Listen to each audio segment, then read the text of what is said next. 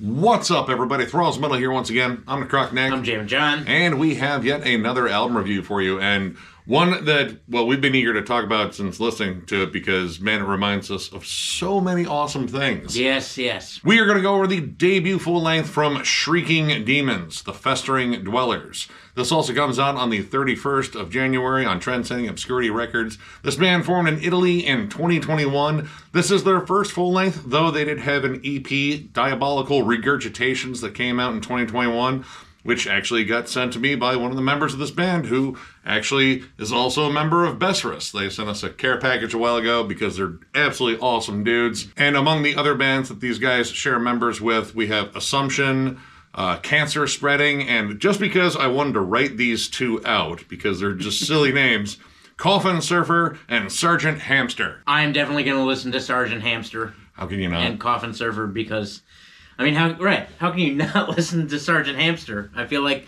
that's a must for any metalhead. And for those that don't know, this is just flat out, filthy, old school death metal. This was my first time actually listening to this band because I hadn't got to the EP that, Besserus had sent me yet. And man, if you love flat out like old school death metal, particularly like late 80s death metal going a little bit into the 90s, baseline, I think you flat out love this. This absolutely drips with classic bands. Death, Obituary, Autopsy. Lots of Autopsy. And even a smattering of Carcass in there for good measure.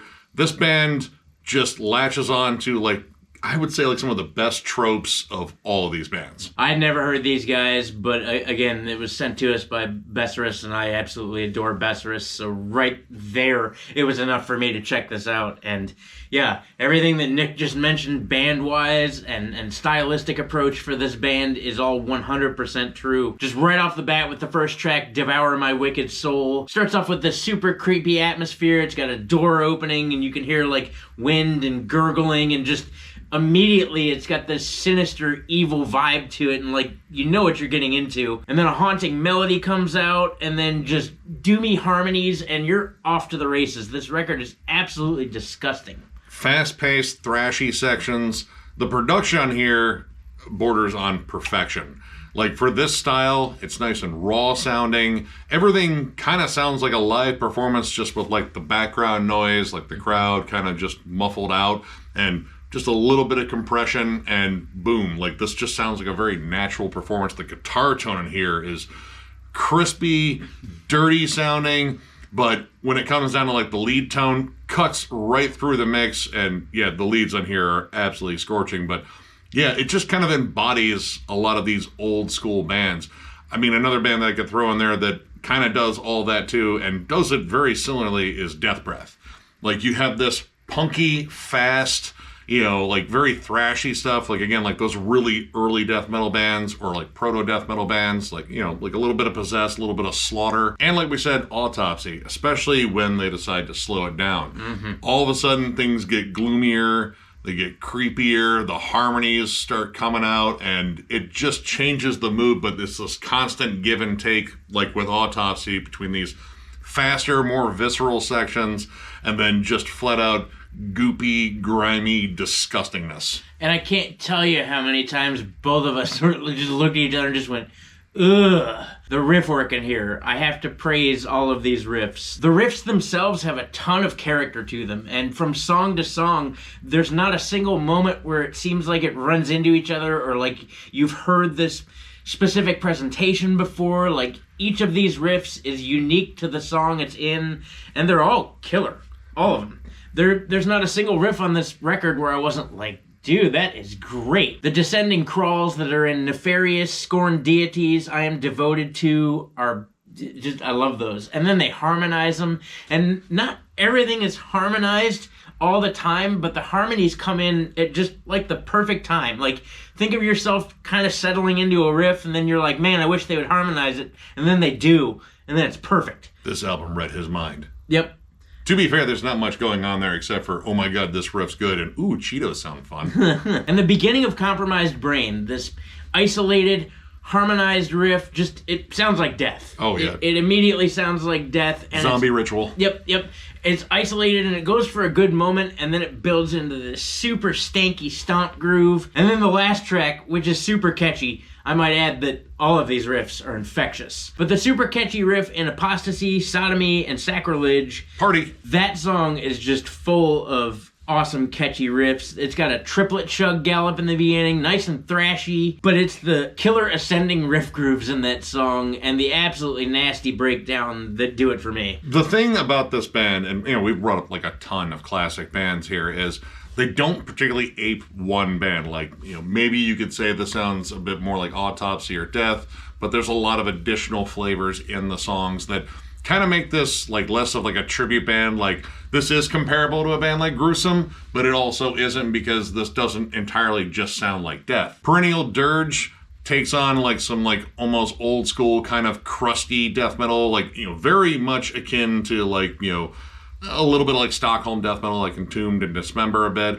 But it also has moments on there where you get like kind of a classic Obituary sound, like definitely like the first two albums for sure.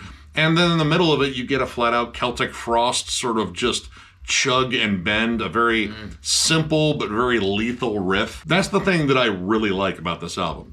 Not only, the riffs having tremendous character, again, like the frequent use of harmonies, but using them at like the right spot. They're not overdone. I don't think this band overdoes anything on here, but it's very transparent about its love of just old school death metal across the board. And at no point it does it feel like it's really aping one particular band. It's such a blend of different styles of a particular era of death metal. And that gives it like enough variety within the style to where all the songs really do stand out from one another. They all have these, catchy little moments, or just like a unique little like tag, or just something that kind of makes it stand out, like the beginning of Sorrowful Dismal Bliss. There's this wah, like kind of drenched opening riff, and how they kind of blend it into this just super gross, doomy, sludgy riff. It makes the song stand out. And there are tons of gloomy, sludgy riffs on here, but that one stands out because they built into it really well. Again, like the songwriting dynamics on here, I think are really solid, but they're not really doing anything like super new. They're not trying to like, oh, we're going to reinvent the old school death metal wheel. Like, nah, that wheel fucking works. You really don't need to. But it comes down to the execution, and they flat out nail it. Not only are the guitar riffs super unique, but the drum work is actually kind of unique in its simplicity. There's not a lot by way of blast beats, although there are some in Nefarious Scorn Deities I Am Devoted To. That, I think, is the only song, really, where there's a predominant blast beat and where the whole thing is just pretty much in your face and a little bit more up-tempo. But outside of that, it's a lot of D beats and a lot of cool things like cymbal work. In Abstracting Hallucinating, there is a really, really cool part where it's just got some really neat hi-hat work and just kind of a little bit to just spice up this area, because really it's, again, just mostly D beats or mostly like a punk groove. There's not a lot of double kick going on, but it's nice to see these little flourishes of hi-hat work or cymbal work or whatever. The beginning of Apostasy, Sodomy, and Sacrilege has a bunch of like really cool drum turnovers in it, but outside of that, it's just the straightforward nature and kind of like solid in the pocket at all the time that just makes the song shine a bit more. It's weird, like, because you could say like nothing on here is showboaty, but at the same time, it kind of low-key is. Like, again, the riff construction here, all the riffs are super catchy. And again, their use of harmonies, how they work in the leads, the lead variety. We haven't really even like just talked about how awesome the leads are that much. We definitely alluded to it. But yeah, the leads on here, they're not like your stereotypical like old school death metal leads where you hear just like ton of dive bombs. They're mostly done for atmosphere. These are very tasteful.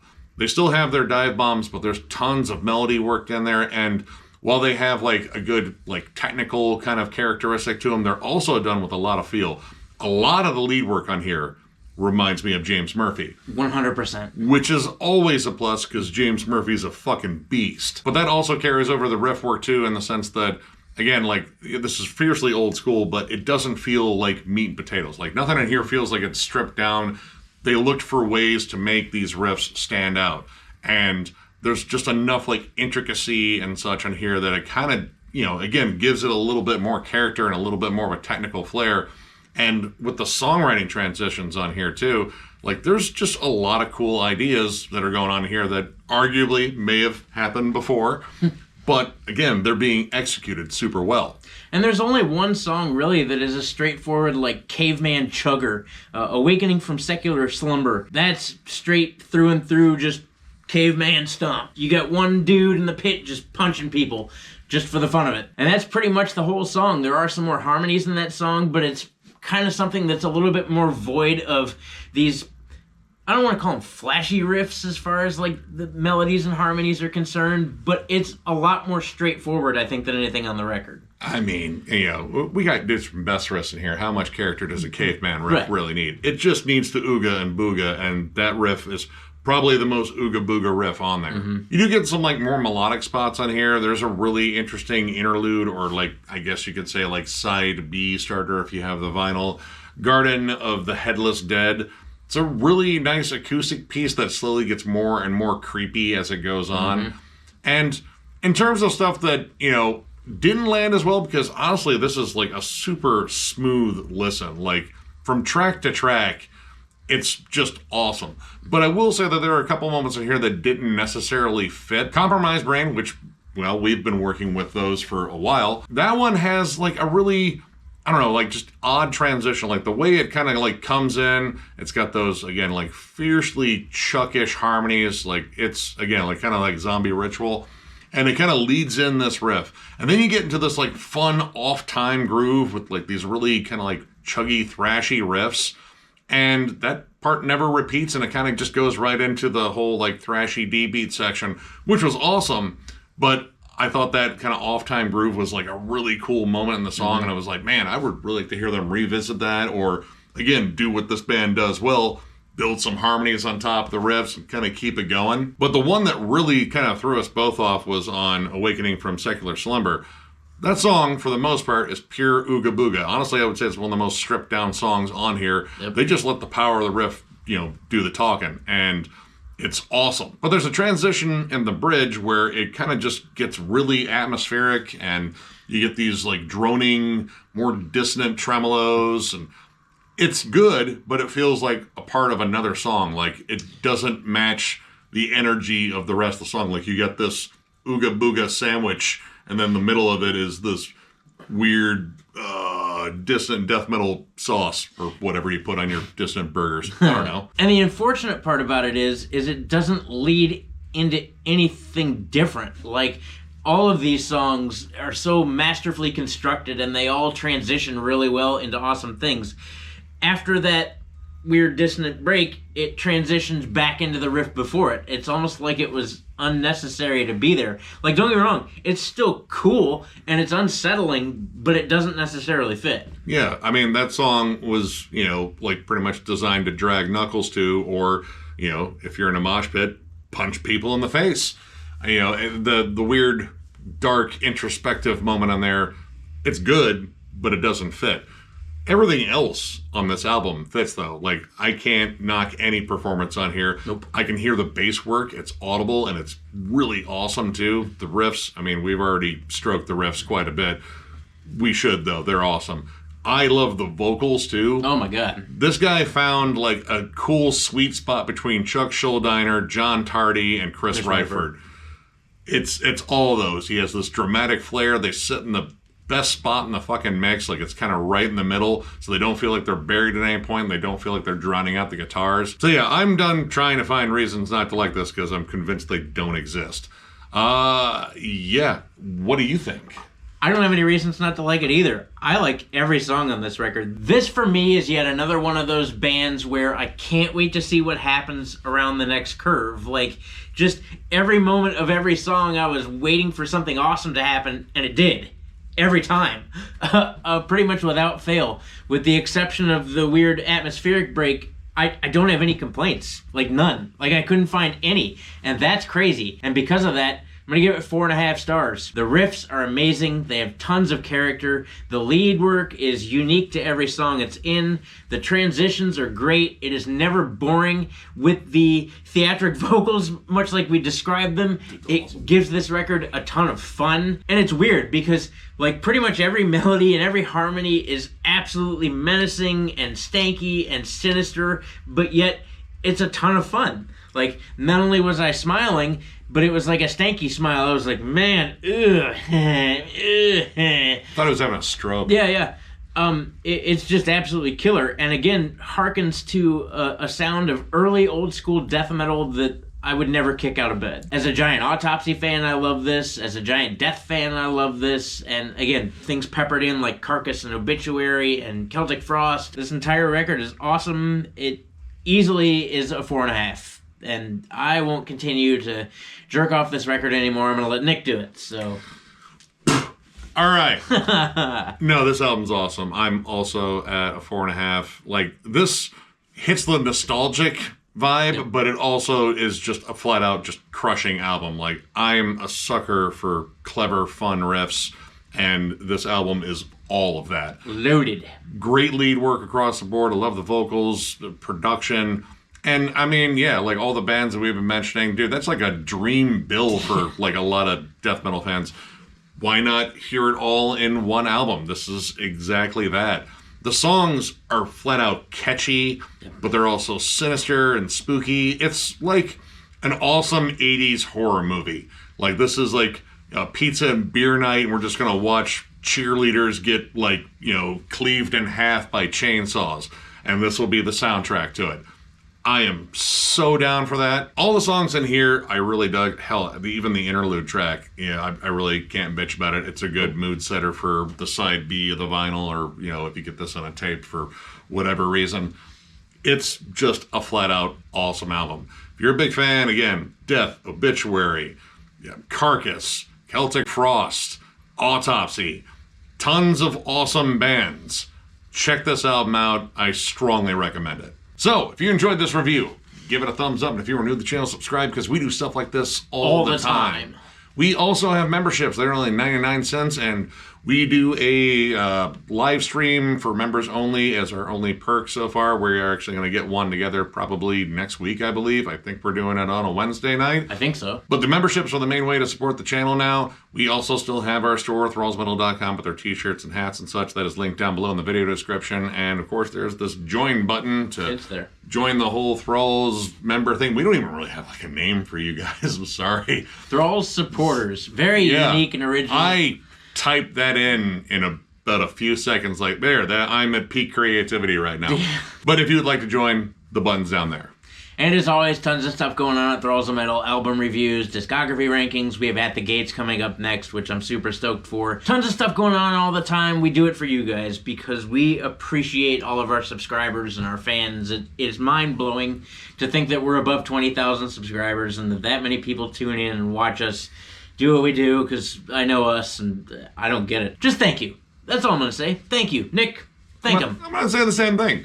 Thank you guys for literally everything you guys do. It's, again, amazing doing this after all these years, and we're looking forward to overloading you with more content. So, one more big thank you, because this is that part of the video, and we mean it. And we will catch you later.